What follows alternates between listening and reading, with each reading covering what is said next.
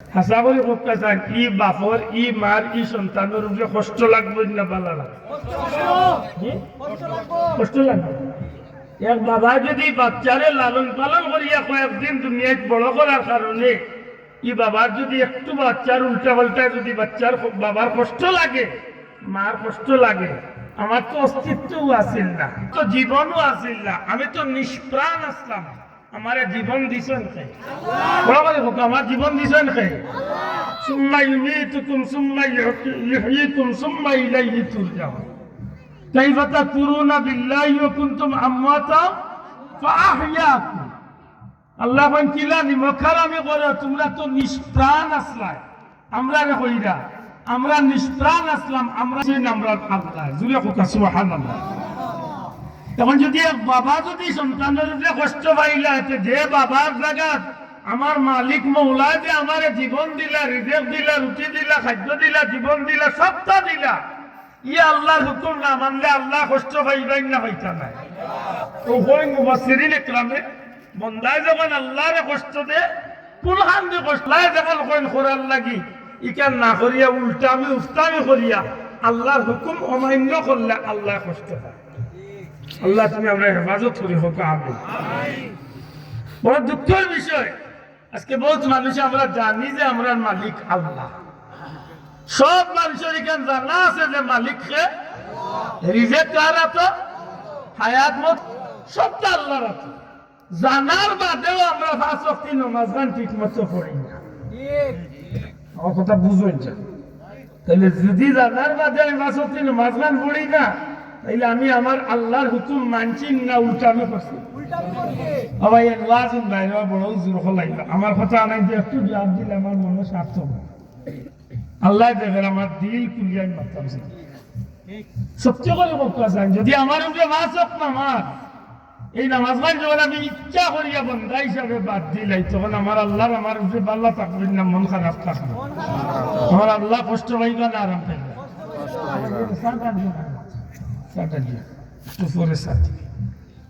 আমি চা খাইতাম না, মাত বুঝছো নি?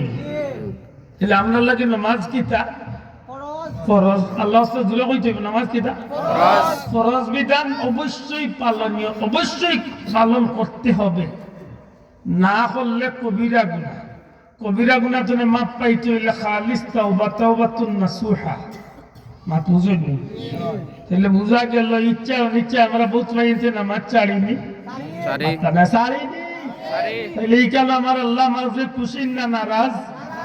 আমার উপরে আমার আল্লাহর মন কষ্ট আছে না নাই? বুঝুন যান, আমি বাইদি আমাইলেন না, আমাইলে লম্বই যে মাত, আমরা দেশে নামাজের কোয়ালিটির অভাব নাই। কেউ সাপ্তাহিক, কেউ মাসিক, কেউ শিবরাত্রির, কেউ নির্বাচনের, কেউ বুটর লাগি, কেউ বিহার লাগি, কোয়ালিটি আছেই না নাই? আমার আল্লাহ নিষেধ দিয়েছেন, বলছেন সুদরে আমি হারাম করছি, ব্যবসারে হালাল করছি। ইদানিং দেখা যায় আমার ভাইয়া ব্যবসা তো ইয়া হয় সুদর কারবারও আগ্রহী, ইলা মুসলমান আমার দেশে নাই তো। ও ভাই এগুলা সুদা আল্লাহ ওটা বন্ধ হয়ে পড়ে, আল্লাহ আল্লাহ বুঝাই আমার এটা বন্ধ হইতো না চল্লা লাখান মা তুজানি সাব কত আমরা দেশে সুদ ঘুষের ব্যবহার আছে নি না নাই? আবার যুবক ভাই জুড়ে চলেনি, বিচারের নামে টেকা খাওয়ার অভ্যাস আছে নি, দুইজন দি লাগাইয়া দেবার খাইছিল আছে নি, আইল তেলানি আছে নি, ইটা যত খান সারা আল্লাহ খুশি করার খান জিও জিও, হ্যাঁ এটা আল্লাহ খুশি না বেজার? আল্লাহ কষ্ট পাইবেন না আরাম পাইবা? আল্লাহ রিস্তার সামনে গৌরব করিয়া পাইছিলা, তোমরা কইরা এটা নাইল করবা, তোমরা কইরা এটা বেতনা করবা, তোমরা কইরা এটা রক্তপাত করবা। আমি আল্লাহ কইয়ার ইন্নী আলামু মা লা তা'লামুন, আমি যতখান জানি তোমরা অতখান জানো না। আল্লাহ গৌরব করছে আমরা লিয়া যে আমরা ইয়া দুনিয়ায় ফিতনা করতাম না, ফাসাদ করতাম না, মারামারি করতাম না, দুনিয়ায় নাফরমানি করতাম না। আল্লাহ আমরা লিয়া গৌরব করছিলাম রিস্তাউলের সামনে। আর আজ দেখা যায় আমরা এমন খাইস্ত তো গিয়া বলছি, আর সারা রিস্তাউলে দেখনাই খাইস্তা হোক নাই আমরা করা মাত বুঝাইতে পারছি। মনে করার দরকার এই জমিনের মাঝে যদি আমি আল্লাহর বান্দার নবীর উম্মত হইয়া থাকি তাইলে আমার লাগি খুব সুন্দর একটা রাস্তা। এই রাস্তা দিয়া চলতে গিয়া যদি আমার জীবনটারে আমি বিলাইয়া দিলাইতে পারি, হয়তো সাময়িক 70-80-100 বছরের জিন্দগিটা কষ্ট হইতে পারে, কিন্তু আমার পরওয়ারদিগারে আলমে আমি গোলাম বান্দার লাগি অনন্তকাল চিরস্থায়ী জান্নাতরে আমার আল্লাহ রেডি করিয়া রাখছে। সুবহানাল্লাহ। শুধু রেডি করিয়া রাখছে না রে ভাই, আল্লাহর কোন বান্দা বান্দি যখন আল্লাহর গোলামির জিন্দেগি শেষ করিয়া যখন জমিন তলে বিদায় নিব, মৌতের সময় আইলে আল্লাহর বান্দার চক্ষুর সামনে আল্লাহ পাক পরওয়ারদিগারে আলমের পক্ষ থেকে আল্লাহ পাক পরওয়ারদিগারে আলমের পক্ষ থেকে এক গুরু ফিরিস্তা আমার আল্লাহ পাঠাইয়া দিবা। ফিরিস্তা আল্লাহর হাতের মাঝে বান্দা সারা জীবনের কর্মফল জান্নাতে আল্লাহ দিয়া দিবা। জুড়ে হোক সুবহানাল্লাহ। বান্দার চক্ষুর সামনে ফিরিস্তা হল জান্নাত লইয়া হাজির হইবা। আল্লাহর গোলামরে ডাক দিয়া কইবা, আল্লাহ তাখাফু, তুমি ডরাইও না, ওয়ালা তাহজানু, কোনো জাতর চিন্তা করিও না, ওয়া আবশিরু বিল জান্নাতিল্লাতি কুনতুম তুআদুন। বান্দারে, দুনিয়ায় থাকতে আল্লাহর গোলামি করছিলে রে বান্দা, মনে মনে জান্নাতের আশা করছিলে, আমার আল্লাহ খুশ হইলে আমার জান্নাতি বানাইবা। বন্দা তোমার ডরাইবার কারণ নাই। মুফাসসিরিন ইকরামে কইন, কি কারণে ফেরেশতা কইন ডরাইবার কথা? একটাই কারণ, সারা জীবন মসজিদের ইমাম সাহেব ওয়াজ করছেন, মাওলানা সাহেব ওয়াজ করছেন, মৌতের ঘাট বড় ভয়াবহ ঘাট, মৌতের ঘাটে কঠিন অবস্থা, এই সময় বড় ভয়, বড় চিন্তার বিষয়।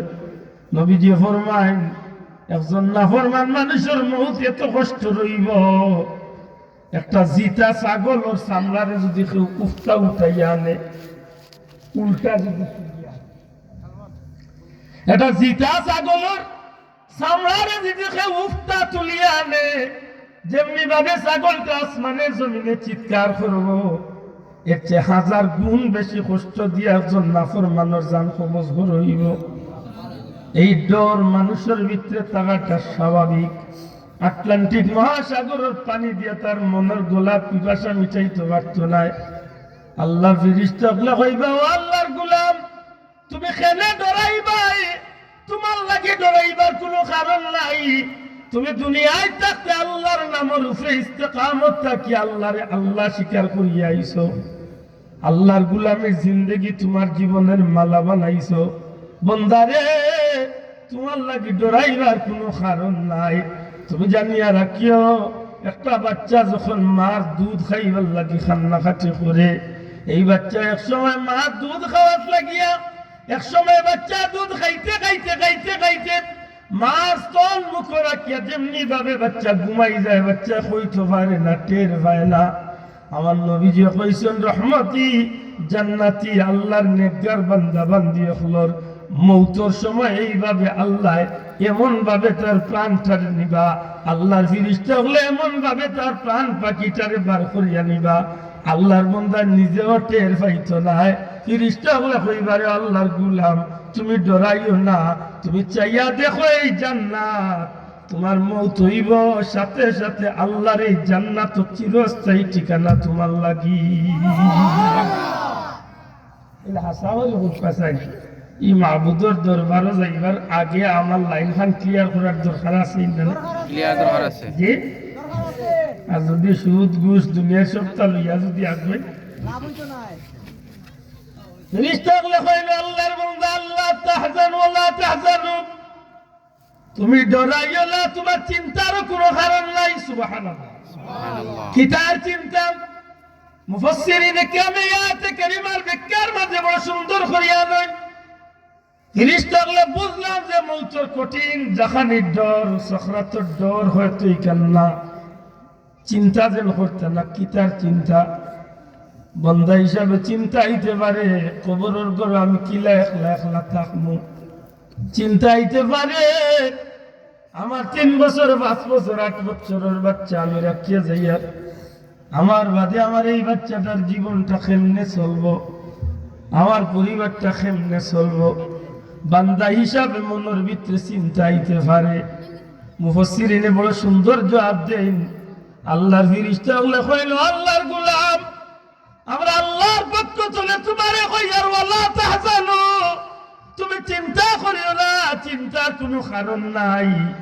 তোমার যে বাচ্চা কাচ্চার ব্যাপারে তুমি চিন্তা করতাই, তোমার এই বাচ্চা কাচ্চার জিম্মাদারি স্বয়ং আল্লাহ তার কুদরতি আতর মাঝে লইলিবা। তোমার বাচ্চাই তোর জিম্মাদারি আল্লাহ গছিলিবা, অতএব তোমার চিন্তার কোনো জাত কারণ নাই। এর বাদে হইবা দেখো তোমার চতুর সামনে তুলিয়া ধরেছে জান্নাত, আর জান্নাত দেখি দেখি আল্লাহর বন্ধু এমন হইব, এমন ভাবে পাগল হইব, আর এর ভিতরে দিয়ে মালাকুল মউত আজরাইলে বন্দার জানটা কবজ করিল, বন্দা টের পাইতে নাই। আশা করি কথা বন্ধু, এই জমিন তলে তো একদিন আমরা যাওয়া লাগবো না, লাগতো না। আচ্ছা এগুলা কোনো বাই আছে এগুলা মৌতর গাড়তনে বাঁচি যাবি আছে নাকি?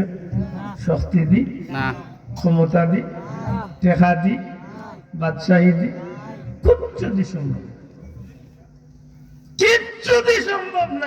একটা দিবা আপনার দুনিয়াতে আল্লাহ রাখিছে। আপনি যত বড় প্রভাবশালী না বা প্রভাবশালী ধরতো না। ফেরাউনের লাশের আন্দাজ গিয়ে খাড়াইয়া দেখুন যেন তার মুখের মাসি বইলে তার বাপর গরু রেল লড়াইবার ক্ষমতা নেই। আমি নিজের চোখে দেখিয়া হই না। ফেরাউনের লাশের আন্দাজ মাসিয়া উঠলে যদি মাসি দান না